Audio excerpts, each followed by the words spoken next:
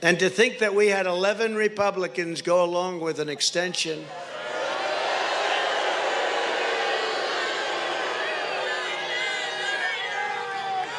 Headed up by Mitch McConnell. Can you believe that? Mitch McConnell.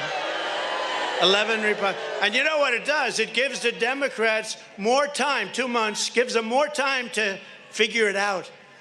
They can now have 2 more months to figure out how to screw us, okay? That's what they did. They approved it, and they should be ashamed of themselves. The radical Democrats will lower the final price tag to try to fool the public. They'll come in, oh, we don't want the 5, because it's really 5, it's not 3.5. Also, it's not an infrastructure bill. It's 9% infrastructure. The rest is a Green New Deal garbage that you might as well just throw it out, put it in the waste paper basket. But think of it, trillions and trillions and trillions of dollars, more than anybody's ever even conceived of, most of it for junk programs that will only hurt our country. But the bottom line will always be a socialist transformation of America if they allow this to happen.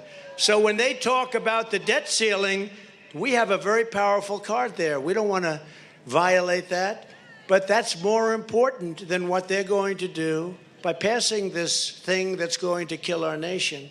All Americans of common sense, Republican, Democrat, and Independent, must stand firm. And you have to really stand strong and firm against Biden, crazy Nancy Pelosi, she's a nut job, and the extreme power grab. And we must declare with one united voice that we cannot allow America to ever become a socialist country. That's what they're doing.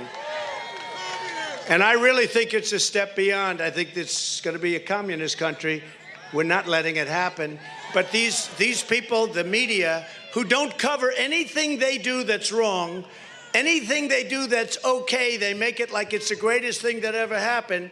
And anything we do that's right, they make it sound bad, evil, and corrupt. They are sick people, and they're really hurting our country.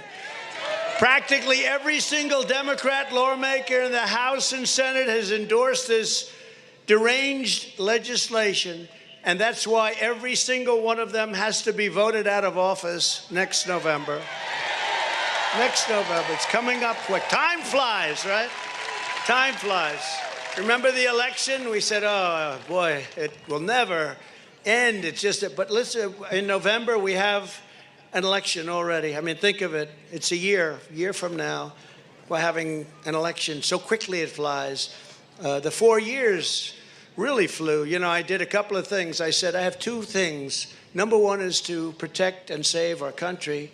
And the other thing was to survive against these maniacs. We must send the radical left a message they will never, ever forget.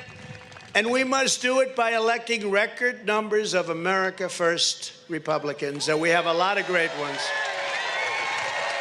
We have so many great ones. The Democrats' multi-trillion-dollar spending spree is also going to trigger runaway inflation. And last month, we saw yet another dismal jobs report. Came out yesterday. Did you see those numbers? They were a disaster. In fact, even the radical left newscasters, though, I think we're looking at 600,000 or 700,000. What do you think about? I think 700,000. I think it's 800,000. How about like really less than 200,000? They're saying like, whoa, this is bad. And 10 minutes later, well, it's not that bad, actually. It's pretty good.